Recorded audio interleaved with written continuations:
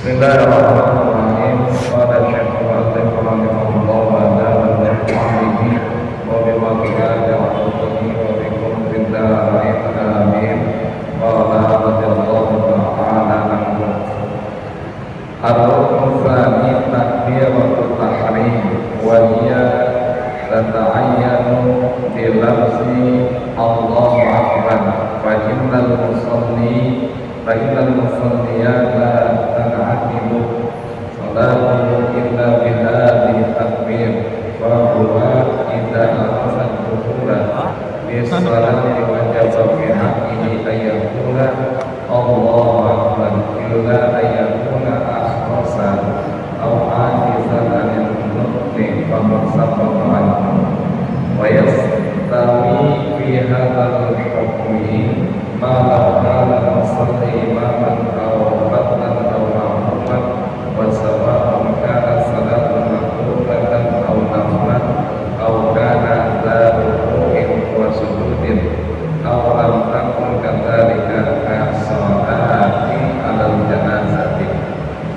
Jamaah sekalian, pembahasan kita kali ini adalah lanjutan dari pembahasan yang sebelumnya, yaitu tentang masalah rukun-rukun di dalam melaksanakan salat. Rukun yang kedua adalah takbiratul tahrim. Biasanya kita menggunakan istilah takbiratul ihram, tetapi di dalam kitab ini kita menggunakan dengan istilah takbiratul tahrim. Artinya sama karena akar katanya adalah dari kata harama. Kalau tahrim harama yuharrim tahrima, kalau ihram tahrama yuhrimu ihraman. Dua-duanya sifat masdar. Maka yang dimaksud dengan takbiratul tahrim adalah dengan melafalkan kalimat Allahu Akbar. Karena orang yang sholat tidaklah dianggap sholat itu ketika memandangkan takbiratul tahrim kecuali dengan takbir kalimat Allahu Akbar. Wa huwa idza arada dukhula fi sholati wajaba fi haqqihi ayyakula Allahu Akbar.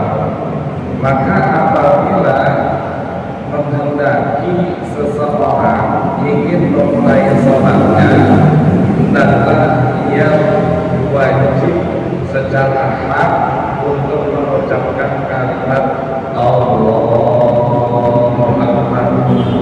Dan ini mesti pas, enggak boleh sesuatu yang diubah-ubah di dalam lafaz ini, kecuali memang nanti ada penjelasan dari kalangan beberapa mazhab, beberapa ulama tentang membahas takbiratul tahrim ini. Di antaranya adalah bahwa jika ada orang itu tidak ada kemampuan untuk mengucapkan Allahu Akbar disebabkan ajizan anil nutqi, umpamanya dia lemah di dalam mengucapkan kalimat Allahu Akbar.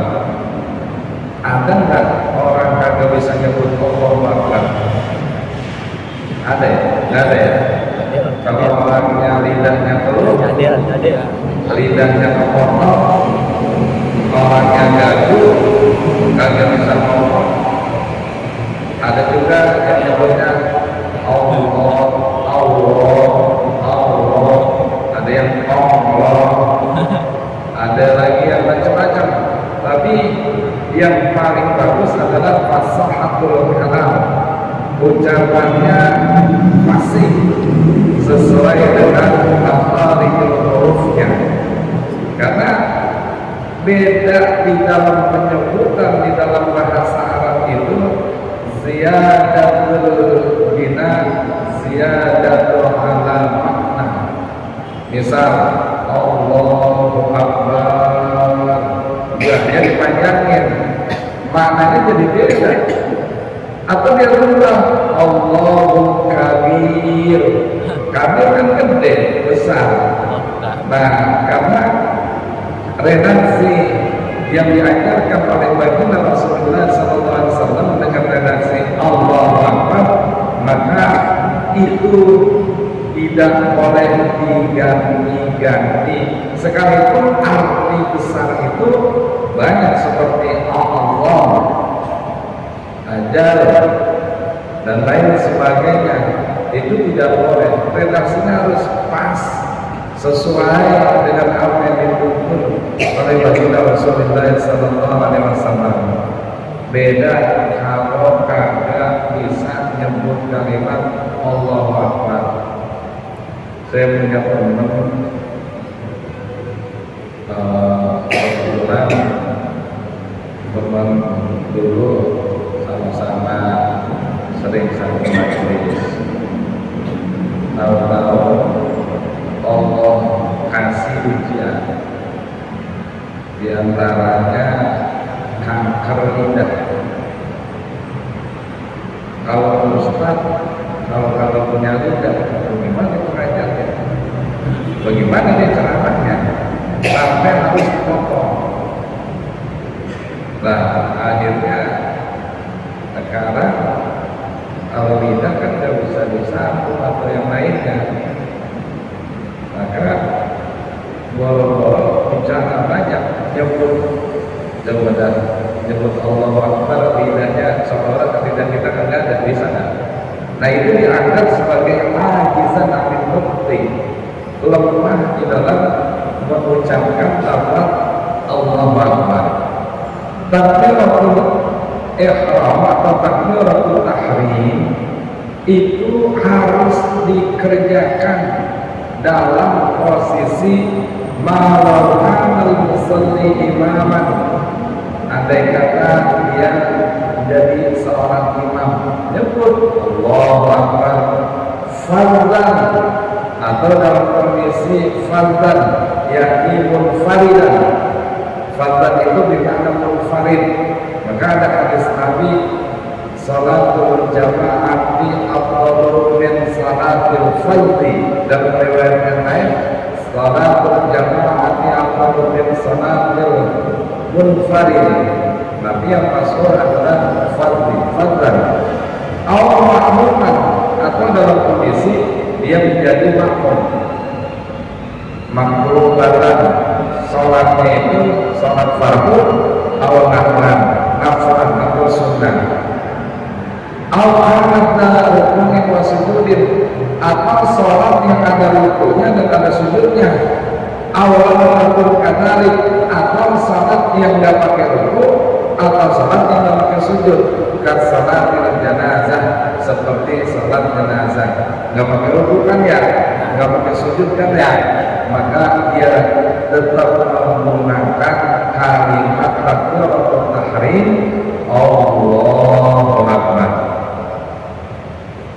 Wa takbiratul tahrim aw ihramihi al-idhan bidukhuli sholati fi'lan aw hiya al-ha'ilu bainal musalli wa syaitanihi min umuri dunya mimma yakunu kharijas shalah. Kenapa disebut takbiratul tahrim? Kenapa disebut takbiratul ihram? Ihram tahrim artinya adalah yang pertama mengizinkan setiap orang yang sholat ketika sudah mengucapkan takbiratul ihram, artinya dia sudah diizinkan untuk sholat. Kita udah sujud, udah ruku, belum takbiratul ihram, enggak masuk kategorinya dapat izin. Maka takbiratul ihram itu adalah al-idzanu bidukhuli sholati fi'lan, secara fi'il, secara perbuatan mulai diizinkan seseorang sholat itu adalah ketika mengucapkan lafaz Allahu Akbar. Yang kedua, awhiya al-ha'ilu bainas shalah wa insyigalihi fi umuri dunya mimma yakunu kharijas shalah. Yang namanya takbiratul tahrim atau takbiratul ihram untuk menghalangi selain sholat ataupun yang tidak ada kaitannya untuk masalah kesibukan istighfar di umur dunia, tentang masalah perkara-perkara dunia. Kita kalau udah sholat Allahu Akbar, udah mulai dapat izin untuk sholat. Atau ketika kita sholat Allahu Akbar, berarti semua kerjaan yang kita kerjain selain gerakan dan juga perbuatan-perbuatan sholat, tidak boleh mengerjakan kerjaan selain sholat. Lagi sholat sambil makan permen kerjaan sholat kan? Andai kata iya boleh makan permen, tapi kamu enggak. Lagi sholat Allahu Akbar sambil ngobrol, semua kerjaan kalau udah takbiratul tahrim, takbiratul ihram, udah nggak boleh lagi. Untuk ada satu yang boleh, apa? Mikir dalam hati Allahu Akbar. Tapi sholat itu ngapain ntar ya? Ada yang ngajak makan kek, umpamanya gitu. Ada yang ngajak jalan kek, ada yang bagi sesuatu kek, atau ntar mau tiduran dulu di masjid apa mau pulang ya. Dia hati kagak apa-apa pada hati. Tapi kalau di perbuatan, di ucapan, selain ucapan sholat, selain kerjaan sholat, nggak apa-apa. Tetapi diusahakan untuk yang di hati itu harus terjadi betul. Saya terus mungkin tetapi termasuk di dalam salah satu kitabnya mengatakan bahwa untuk para ulama diantaranya tidak memasukkan kalau khusyuk itu bagian daripada sholat. Andai kata khusyuk dimasukkan ke dalam rukun sholat, habis kita nggak diterima ibadah kita. Kira-kira habis takbiratul ihram pikirannya kepada Allahnya nggak? Agak kemana-mana. Apalagi bahasa ketanggung bulan kayak gini ya. Iya, job sepi. Gimana itu? Anak bilang, Pak, udah semester akhir ini, semester 1 dibayar mesti itu. Nah, untung tuh pekan itu udah dimasukin ke dalam rukun sholat. Andai kata dimasukin amrak-amrakan masalah kita atau diterima enggak diterimanya. Wa qulu fi hadhihi takbirati wa fi ma bayyanahu bi ma'na akhrajatul Bukhari bi isnadin Abi Sa'id qala Rasulullah sallallahu alaihi wasallam miftahu salati at-tahur wa tahrimu ma at-takbir wa tahlilu ma at-taslim.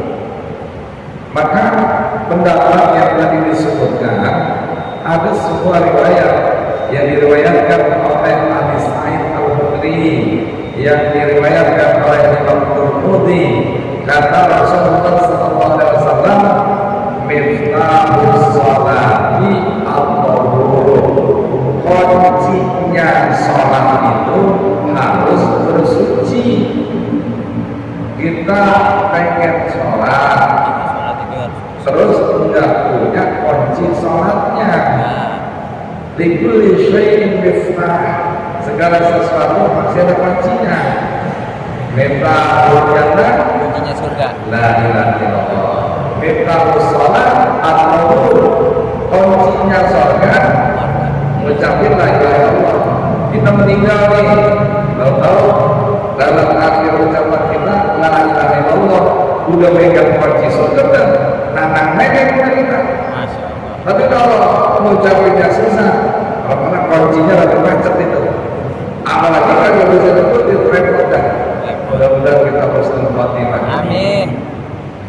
Saya kemarin habis ngisi tausiah 40 hari anak teman saya kebetulan dia salah satu jamaah saya udah hampir 90-an tahun masih ngaji. Terus dia cerita sama saya, ketika cerita, ya Allah Ustaz, anak saya baru banget nikah, mana orang ganteng banget, mukanya kayak orang Jepang, sipit-sipitnya, tapi juga mancung, orang Jakarta asli. Kalau kasih mulanya bapaknya kasih itu. Dan lama saya cerita, kalau udah usia kayak gini, masa yang kita pikirin apa ya, kecuali meninggal husnul khotimah. Yang tidak kata kalau Jumat kata dia, yang penting husnul khotimah. Enak kalau Jumat, tapi kan enakan husnul khotimah. Bener juga, terus dipikirin kan, mau malam Senin kan, malam Minggu kan, malam Sabtu kan.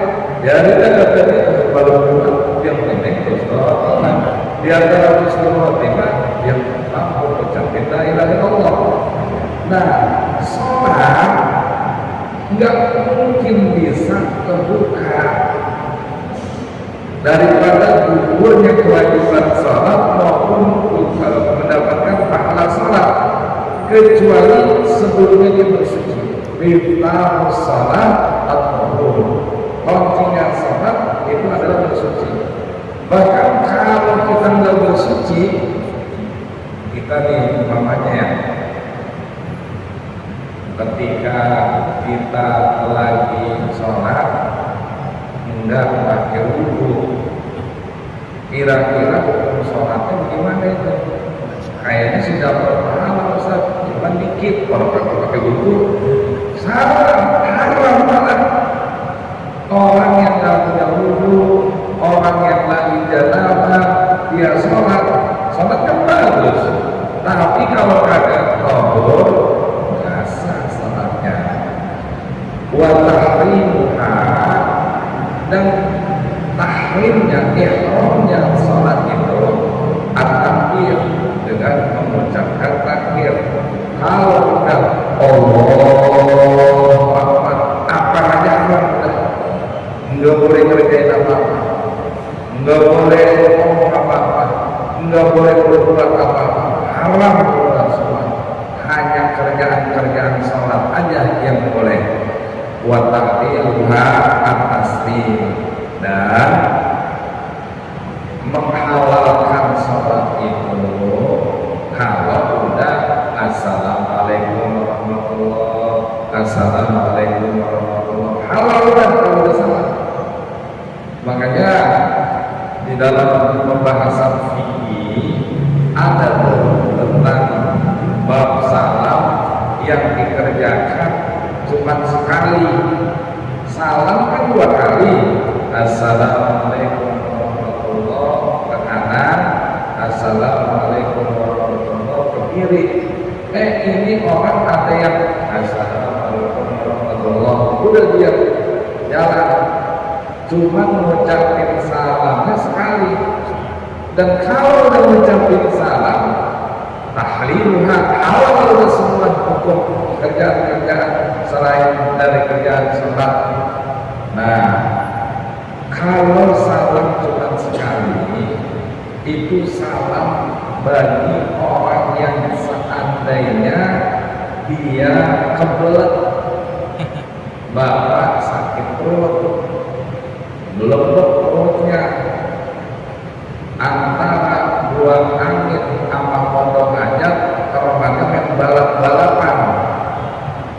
Maka ketika lagi sholat, kita di akhir tasyahud akhir pengen buang angin umpamanya, maka ketika kita assalamualaikum warahmatullahi ke tengok yang ke kanan pertama kali, habis itu kita maaf kentut, hukumnya sah. Udah jangan yang begini, cukup ke kanan aja. Sebab kalau nengok lagi ke kiri jadi batal. Lalu apa? Karena dia masih dalam posisi sholat.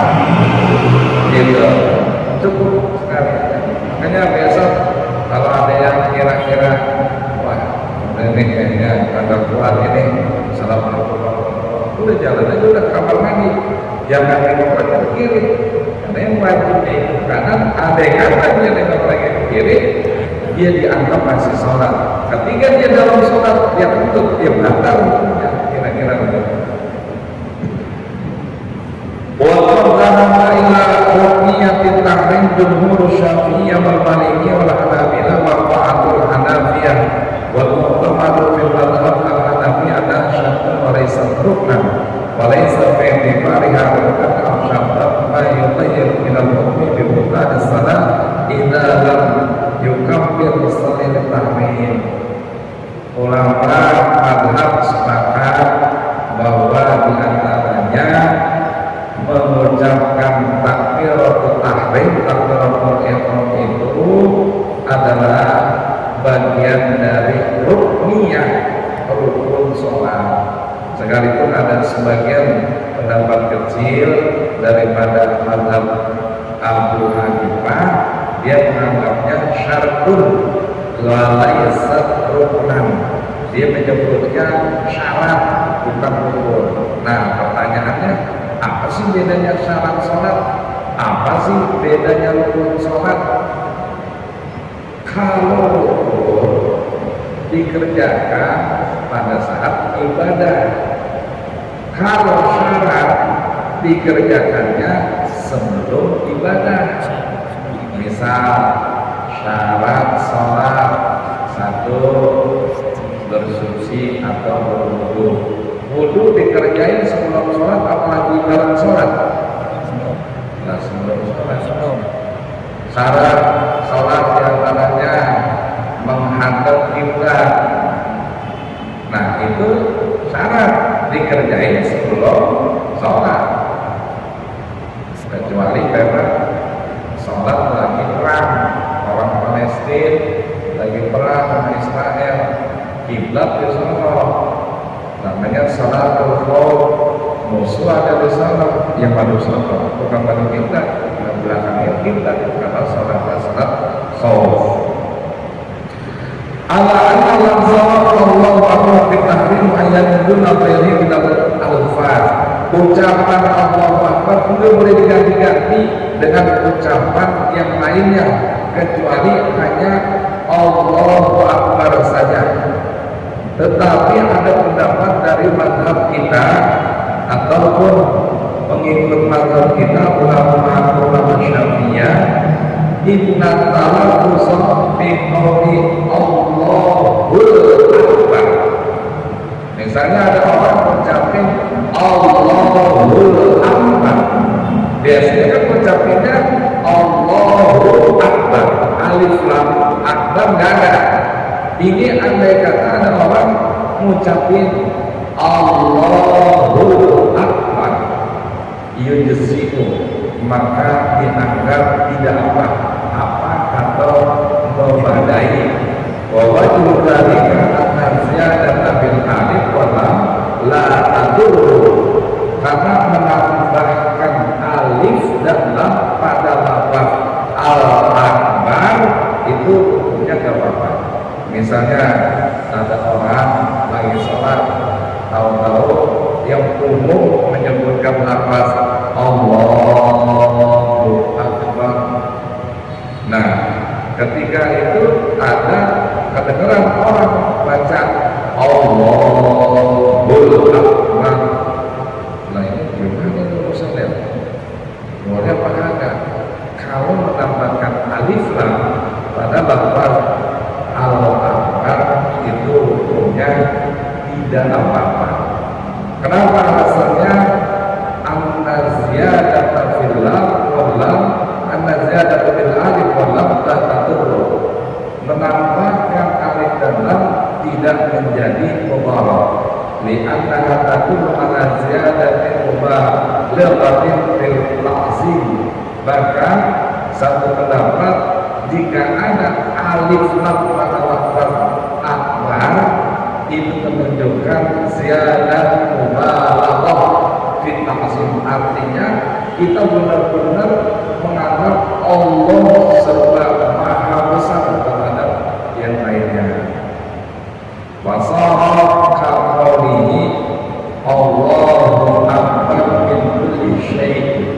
sepadan dengan Allah Maha Besar atas segala sesuatu. Jadi untuk menambahkan itu hukumnya tidak apa-apa. Wa kadzalika la yadurru kullu sifatin min sifatillah illa idza qala biha fasal walau qala Allahu yadilu akbar azalu li adam qala dari sifat. Satu riwayat ditambahkan lagi, kalau lafaz Allah ditambahkan dengan sifat-sifat Allah, di antaranya Al-Jalil. Allah punya sifat Al-Jalil, ditambahin Allahul Jalil apa? Boleh dibaca kayak itu asal jangan terlalu panjang penyebutannya. Allahul Jalil, misalnya gitu ya, akbar. Itu hukumnya kalau dipanjangin nggak boleh. Tapi kalau cepat udah panjang itu hukumnya tidak. Nah ini sekedar hanya furu'iyah. Maka yang kita ambil kesimpulan dalam kesempatan ini adalah bahwa lafaz Allahu Akbar itu menjadi patokan diizinkannya sholat dan menjadi patokan haramnya berbuat sesuatu ketika sudah mengucapkan Allahu Akbar. Kita lagi sholat sama bini kita, ketika Allahu Akbar bercanda-bercanda masuk boleh, main kiting-kiting kan masuk boleh. Dalam Allahu Akbar bini kiting kita kiting lagi, itu haram, tidak boleh. Jadi kalau udah boleh, udah boleh ngapain? Nah ini iya.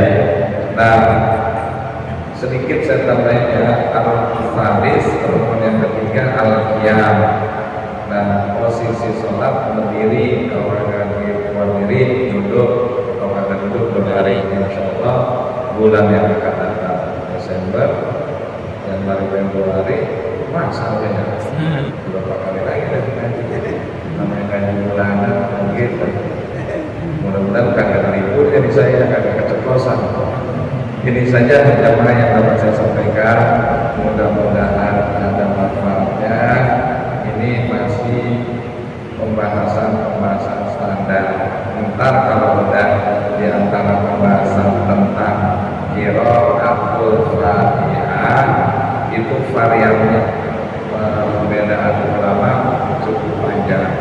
Nah, kitab ini untuk dijadikan referensi menurut saya lumayan bagus, dan juga ada beberapa pendapat-pendapatnya nanti sampai kepada yang membatalkan sholat.